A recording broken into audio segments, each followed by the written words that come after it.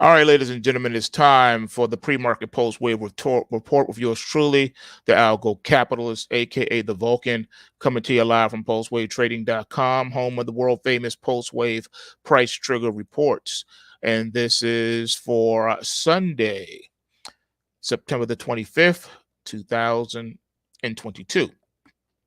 The forex markets have already opened and started trading. The dashboard has been updated. So all of your goodies and reports are there waiting for your perusal. This is going to be a quick video. We're just going to look at how the markets ended the week and what we can expect going forward to start the week off. And the first chart that we're going to look at is bonds. The ticker is TLT. And as you know, the Fed made a decision with 75 basis points, yada, yada, yada. And so this is how the market decided it was going to end the week.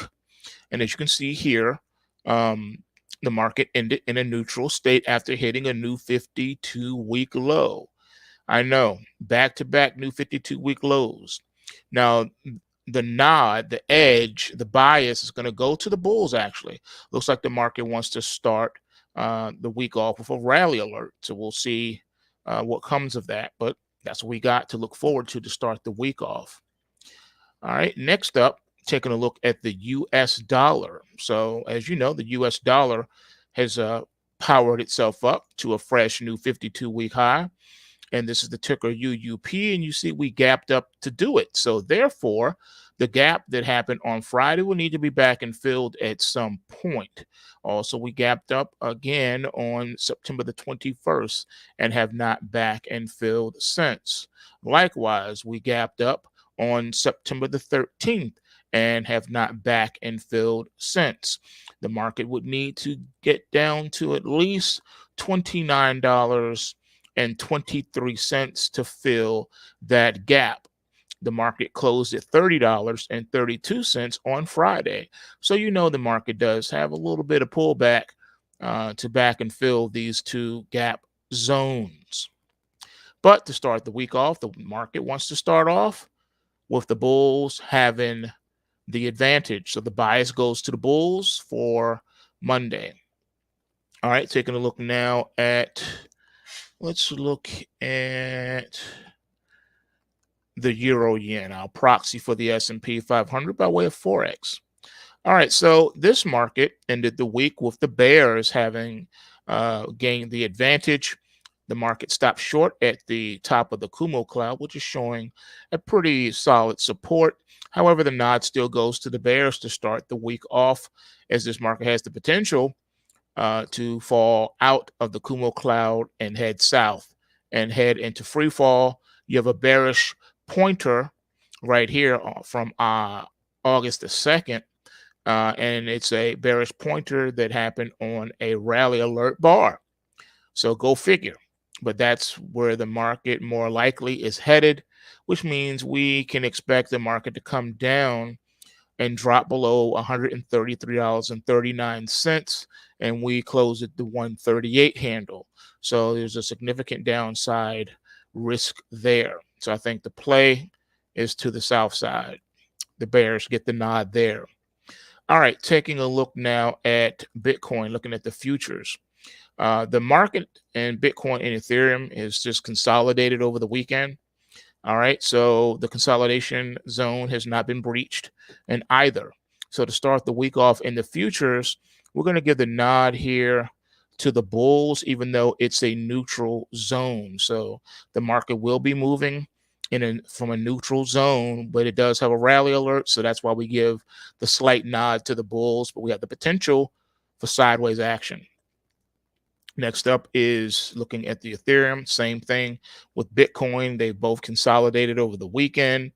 And the nod here is going to go to the bulls. They have a slight advantage, but this is also a neutral market at this point in time.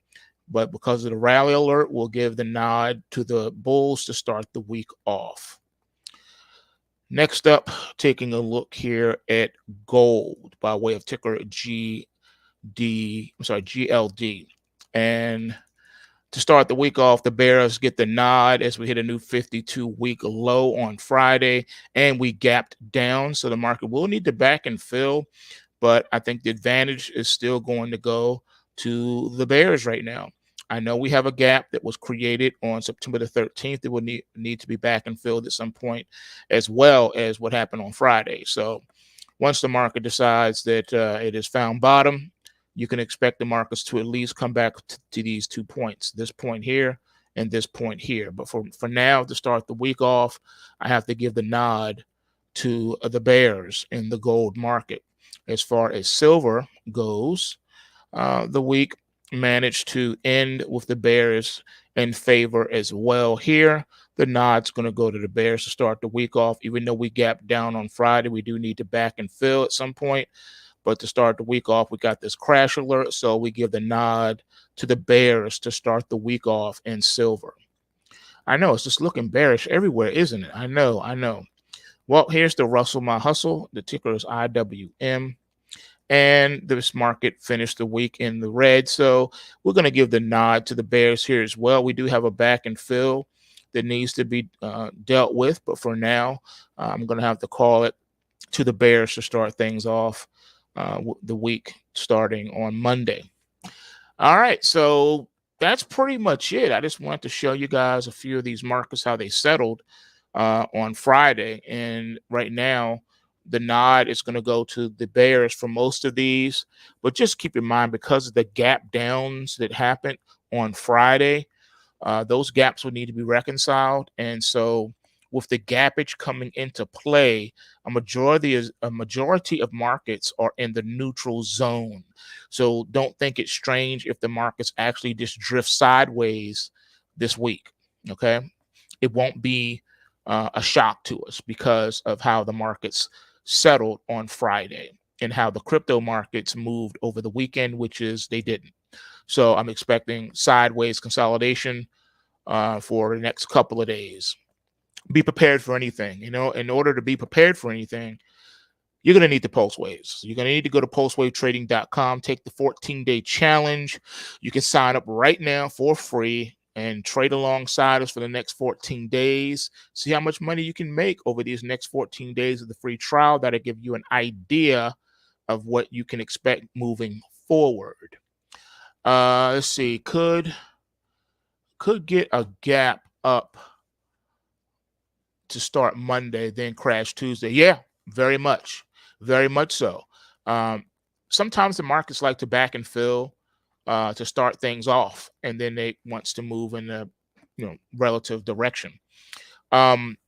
Because the bear market is upon us, you can expect nasty bear market rallies followed by the market relocking in and falling down, just like you did here. You had this nasty bear market rally off the lows, right from the rally alert that you got on June the 17th. And the market continued to rally until August the 16th. So you had basically a 2-month window, a 60-day period where the market did nothing but rally. And then you got the signal that it was over and the market came right back down. It locked back in on the downside and away you went. You did the same thing back here. You rallied until June the 8th. So from May the 12th to June the 8th, just shy of a 30-day window, the market rallied and then proceeded to relock in and just collapse. All right. So it's how it is in a bear market. But then when you look overall and what you see consolidation. If you just take it like this, you just look at this, you up, down like that. You see these swings, but then you look where the price action is. Look at the price, look where the price was here, and look what the price is here. You can make an argument that the market hasn't gone anywhere. Since June the 16th to now, the market hasn't gone anywhere. All right, so you've had 3 months of the market going absolutely nowhere. It looked like we were heading somewhere during this bear market rally, only for the market to come right back down again from where it started right here on June the 17th.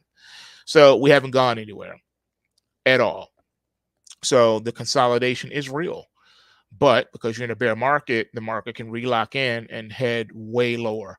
Just remember, when you're in a bear market, markets can fall a lot lower than anyone can think possible.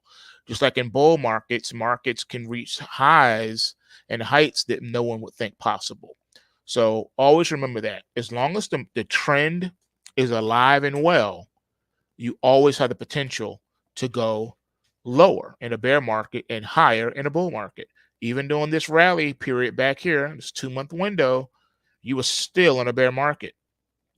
Nothing changed from this rally all the way up here. Nothing changed. Yes, it was a massive rally. Yes, it was a wonderful opportunity. But you keep in mind, you were still in a bear market. You never got out of the bear market during this run.